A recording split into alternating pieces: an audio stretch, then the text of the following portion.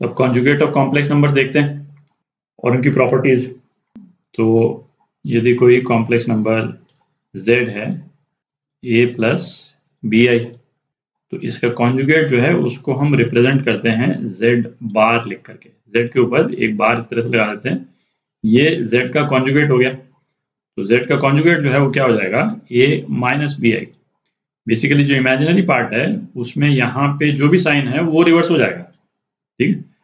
तो जैसे z आपका 2 प्लस 3i हुआ, तो z बार क्या हो जाएगा, 2 माइनस 3i। z यदि आपका है -1 माइनस 4i, तो z बार जो है वो क्या हो जाएगा, ये वाला साइन नहीं चेंज होगा, -1, ये वाला साइन चेंज हो जाएगा। इमेजिनरी पार्ट जो है उसका साइन चेंज हो जाएगा, -1 प्लस 4i, ठीक है। तो किसी भी कॉम्प्लेक्स नंबर का जब हम कॉन्जुगेट लेते हैं तो ग्राफिकली यदि हम देखें तो वो क्या है, रियल एक्सिस पे उसका रिफ्लेक्शन हो जाता है। जो पहला कॉम्प्लेक्स नंबर अपन ने लिया, ये z है ना, 2 प्लस 3i, तो इसका कॉन्जुगेट जो है वो कहाँ पहुंच गया, हम उसको इस तरह से इंटरप्रेट कर सकते हैं कि रियल एक्सिस पे उसका रिफ्लेक्शन हो गया। आप देख रहे हैं, ये क्या हो जाएगा, 2 माइनस 3i। तो ये पॉइंट रियल एक्सिस पे रिफ्लेक्ट होकर के यहाँ पहुंच गया एज अ कॉन्जुगेट। ये सपोज ये z1 था, तो ये z1 बार। दूसरा वाले यदि अपन लें -1 माइनस 4i, तो -1 माइनस 4i सपोज यहाँ पे है ना, z2 बोल देते हैं इसको।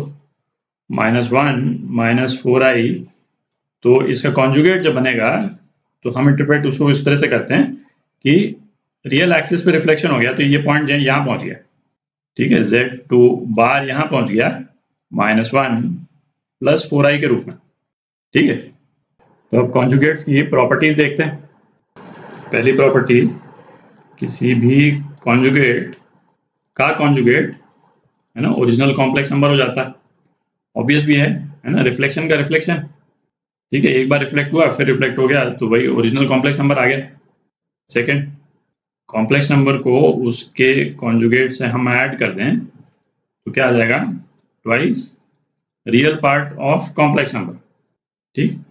जैसे इस वाले केस में अपन देख ही सकते हैं कि इस z को z पार्ट से हम ऐड कर देंगे तो हमारे पास में क्या आ जाएगा, 2a आ जाएगा, ठीक। थर्ड, किसी कॉम्प्लेक्स नंबर से उसके कॉन्जुगेट को हमने माइनस कर दिया तो अपने पास में क्या आ जाएगा, twice of imaginary part of z into i. और इस केस में ये क्या हो जाएगा, ट्वाइस ऑफ इमेजिनरी पार्ट तो 2b हो गया और इंटू आई। फोर्थ, यदि कोई कॉम्प्लेक्स नंबर अपने कॉन्जुगेट के बराबर है, ठीक है, तो इसका इंटरप्रिटेशन क्या हुआ, है ना, ये कॉम्प्लेक्स नंबर है और यदि ये अपने ही कॉन्जुगेट के बराबर है, ठीक है, तो ये इंटरप्रिटेशन हुआ। तो इसका इम्प्लीकेशन क्या हो गया, b जो है वो 0 है, ठीक है।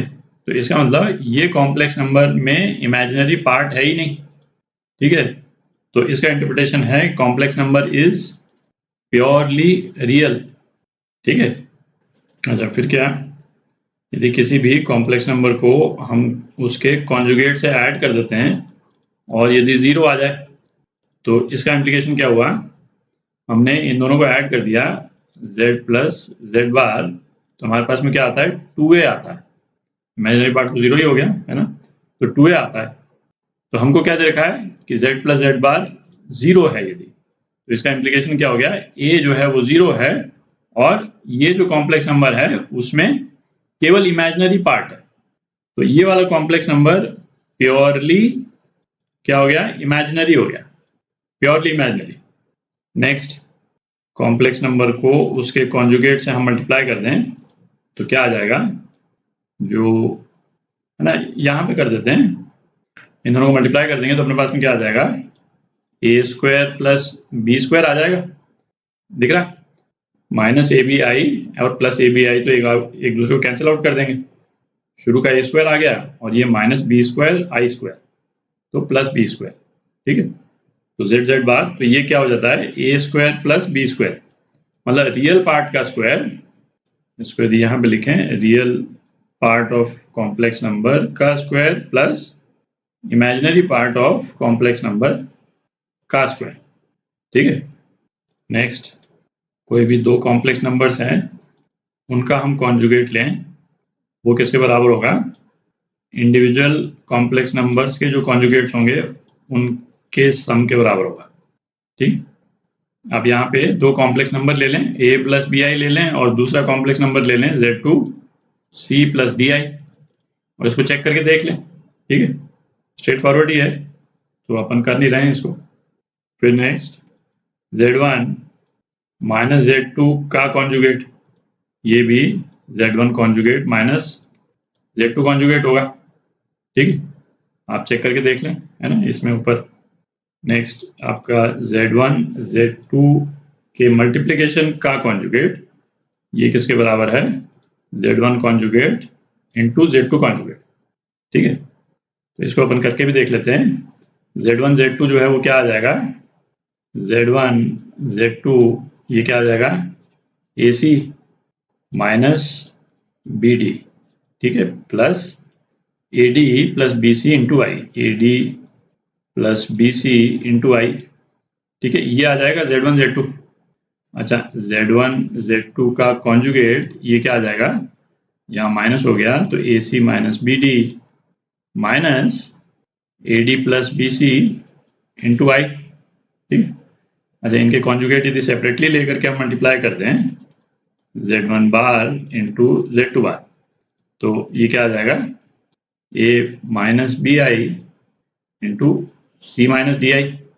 ठीक, और इसको आप मल्टीप्लाई करेंगे तो क्या आ जाएगा, है ना, यही एक्सप्रेशन आ जाएगा, AC माइनस बी डी, है ना, ये माइनस माइनस प्लस और आई स्क्वायर के कारण फिर माइनस, और minus of AD plus BC into आई।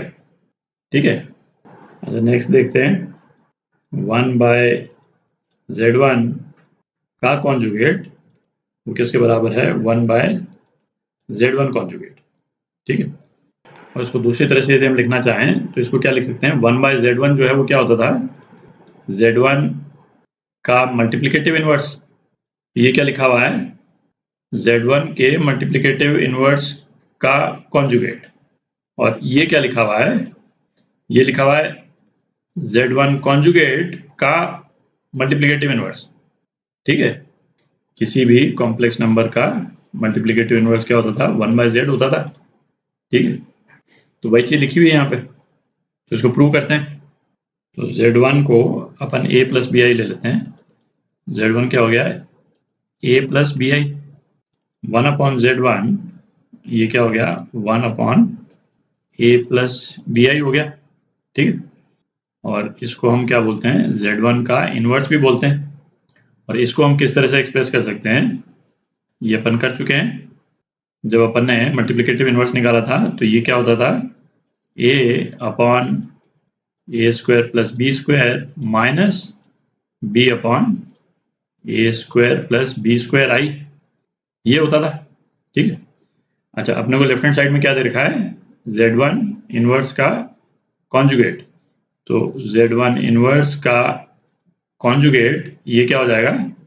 ये वाला साइन चेंज हो जाएगा, तो a upon A square plus B square plus b upon A square plus B square i हो गया। ठीक है, अब राइट हैंड साइड देखते हैं। ये जो है ना, इसको मैं यहाँ लिख लेता हूँ ताकि थोड़ी जगह बन जाए। अपने को ये एस्टेब्लिश करना है, ये is equal to z1 conjugate का इनवर्स। ठीक, यहाँ से हटा देते हैं इसको। तो अब राइट हैंड साइड निकाल रहे हैं अपन, z1 का कॉन्जुगेट ये क्या हो जाएगा? a माइनस बी आई हो जाएगा।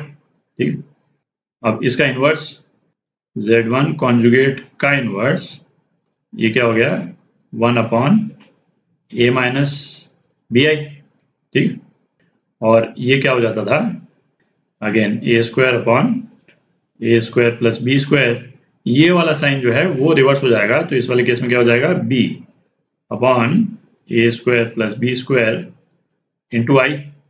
ठीक, तो अब आप कंपेयर करें, ये वाला जो एक्सप्रेशन है वो इस वाले एक्सप्रेशन के बराबर है। ठीक, तो ये प्रॉपर्टी जो है वो होल्ड करती है, इनवर्स का कॉन्जुगेट कॉन्जुगेट के इनवर्स के बराबर होता है। ठीक है, तो नेक्स्ट प्रॉपर्टी देखते हैं। तो नेक्स्ट, z1 बाय z2 का कॉन्जुगेट ये किसके बराबर है, Z1 conjugate upon Z2 conjugate. ठीक है। अच्छा, इसको, इस वाले रिलेशन को अपन ने 9 और 10 में जो प्रूव किया उससे हम वैसे भी डिराइव कर सकते हैं बिना इस तरह के, है ना, एक्सप्रेशंस का यूज किए।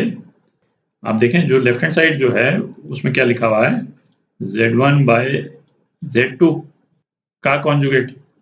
तो ये बेसिकली क्या लिखा है, Z1 इंटू Z2 इनवर्स का कॉन्जुगेट। ठीक है। तो ये क्या हो जाएगा, हम प्रॉपर्टी 9 को यदि यूज करें तो ये हो जाएगा आपका Z1 conjugate into Z2 inverse का कॉन्जुगेट। ठीक है। और अब अपन प्रॉपर्टी 10 को यदि यूज कर लें, है ना, ये Z2 इनवर्स का कॉन्जुगेट जो है इसको हम क्या लिख सकते हैं, ये तो Z1 कॉन्जुगेट हो गया, इसको हम लिख सकते हैं Z2 कॉन्जुगेट का इनवर्स।